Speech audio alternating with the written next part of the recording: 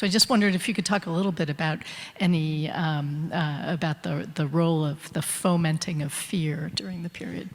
My thought when you say that is that, of course, we know there are real fears and then there are manufactured fears. So George Washington standing up with all the civic virtue that he embodied and saying, ladies and gentlemen, we have a great, great danger approaching us.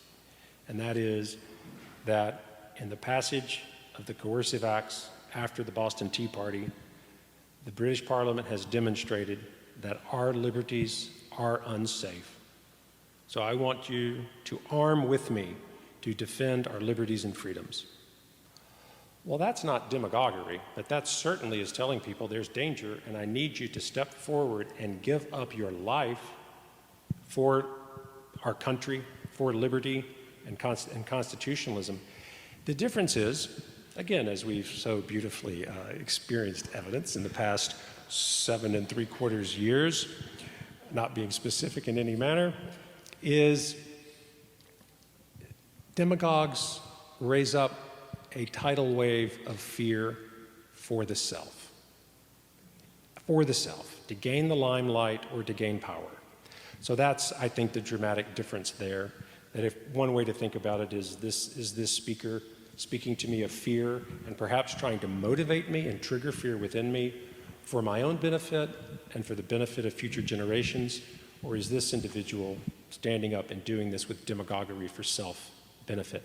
And as we know, proof in the pudding in the past 7 3/4 years as well, your question is fantastic, and I really appreciate you asking that, because there are plenty of people who have not been able to really understand the motivations of Donald Trump, and that they are, I really say, by no fault of his own.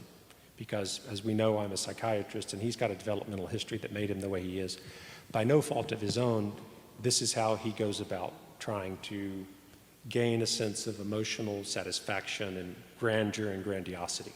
So, but we as the people, and even a bit more, the leadership of the Republican Party needs to constantly be reminding us. I think Trump as a demagogue, I've written a piece in the LA Times that called him the supreme American demagogue. It's very dangerous, it's been frightening for many, but I think it's the most wonderful learning opportunity we have to truly understand how democracy works. And so in that spirit, with the former Chancellor Vanderbilt, I'm happy to be teaching a course in the spring called How Democracies Thrive. And demagogues will form an important part of that. And bringing civic virtue, we have to come up with a new term. I know civic virtue is not a sexy term. I call it ethical leadership.